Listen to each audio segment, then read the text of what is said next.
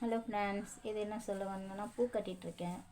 ஒருத்தவங்க இது நாங்கள் பூவெல்லாம் வைக்க மாட்டோம், கட்ட மாட்டோம், சாமிக்கு போட மாட்டோம்.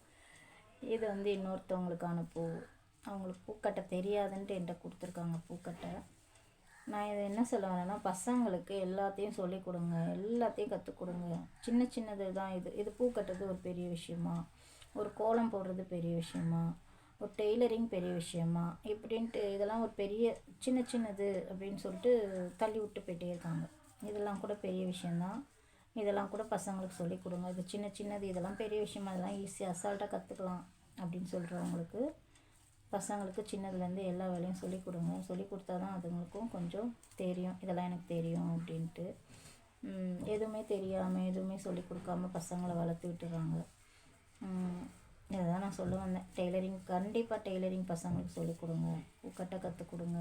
ஏதோ ஒன்று கூட பின்னுறதோ ஏதோ ஒரு சின்ன வேலைங்க பசங்களுக்கு சொல்லி கொடுத்தே வளங்க. சமையலை கற்றுக் கொடுங்க. ஃபஸ்ட்டு ஆம்பளை பசங்களாக இருந்தாலும் பொம்பளை பசங்களாக இருந்தாலும் சமையலை சொல்லிக் கொடுங்க. இதெல்லாம் நல்லது தான் பசங்க கற்று வச்சுக்கிட்டு இருக்குது. சும்மா எதுவுமே தெரியாமல் பசங்களை வளர்த்தி வைக்கக்கூடாது.